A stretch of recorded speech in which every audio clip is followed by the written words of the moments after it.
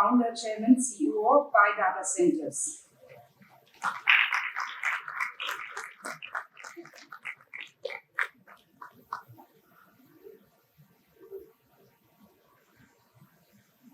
Good afternoon, everyone. I hope this drone is not participating in the race. We just came back from watching the drone race, which was very impressive, and I have to say, good welcome for me when I came here. Honorable Vice Chancellor, SV Kodarati ji, Registrar, Convener, Technical Director, faculty, and students. So whenever I come to a education institution, it always takes me back 30 years back when I was a student, like many of you sitting over there. So it brings me back those memories. So it's very heartening. So I think in today's world, as the Vice Chancellor was saying, the lines are blurring between different disciplines.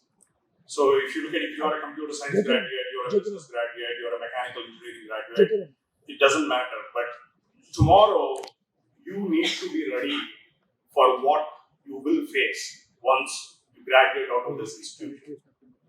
One thing I have to say again about this institution is actually when I stepped in, I was really impressed, like within 5 years under the leadership of your Vice Chancellor, how this institution has grown to, I think, 11,000 students.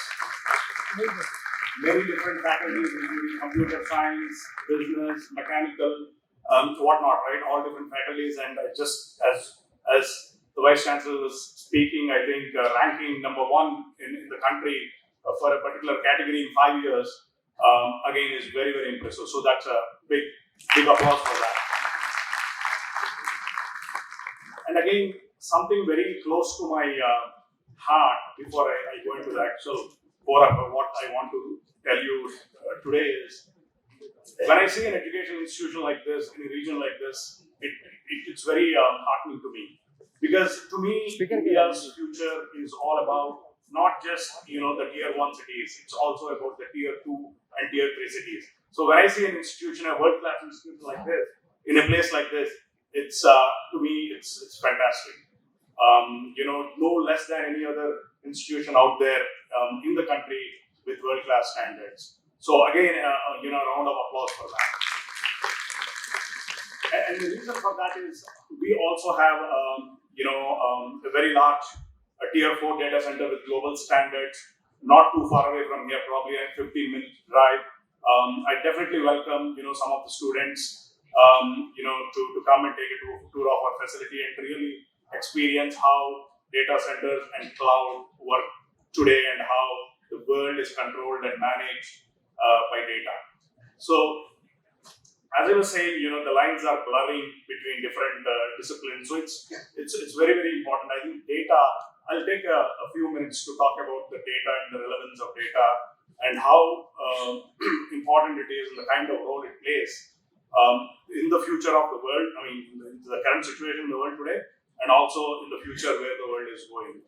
So, little bit of unfortunately, the content that's being created by Indians in India, 80 to 90% of that is stored outside the country. It's extremely important to bring all of that back. India's data is India's national treasure, right? There's nothing more critical today or important than data. You lose money, you lose gold, you can always earn it back. You lose your critical data, you might never get it back, you might never get the credibility back.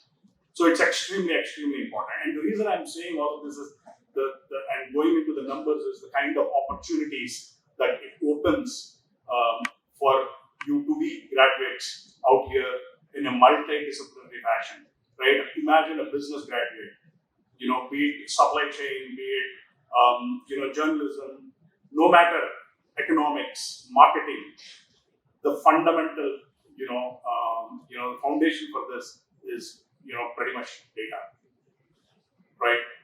And obviously, computer science graduates. I'll go back 30 years. I mean, today, this generation, I think, is I would say gifted in a way. When I was your age, 30 years back, it was a privilege to even see a computer and even touch a computer. The first time I touched a computer is roughly 30 years back. When I was studying, we used to get time in a computer lab for about 30 minutes in a week, or at most an hour in a week. The first program that I have written, I still remember, was in Fortran, the language. I don't think it's still around, and I don't think you teach that. Fortran and Pascal were the first programming language that I used. And you have to see the first day when I compiled a program. It took me a month to even write a simple program that says "Hello World." And when I compiled that first program that just says "Hello World" in the compiler, my happiness was out of bounds. So that was how happy I was, and it took me a month to kind of fail on that multiple times and get a simple program to compile that just says "Hello World." So I think in a way today, the compute power, the compute devices are at your fingertips, right? So it makes you much more powerful, many times powerful than what we were 30 years back, or even 20, 15 years back. So today, the scenario has changed and made you very powerful. The decision-making tools are in your hand. So it's extremely important to leverage this luxury, if you will, to turn this out into an opportunity and create opportunities for yourselves out there. So when I compared this program, right, I stored it on a small floppy drive. I think it's not even MBs, it's in kilobytes, right? So thinking about the evolution of the data storage, I think the generation before me, where the data used to be stored in punch cards, and then it came to tapes, and then floppy disks, and then CDs, DVDs, SATA, SAS, SSDs, which is also stored in pen drives, and then eventually, and of course there was a mainframe running in parallel to all these years or decades. And then today it is transformed to cloud. You don't hold anything, you don't store anything physically with you.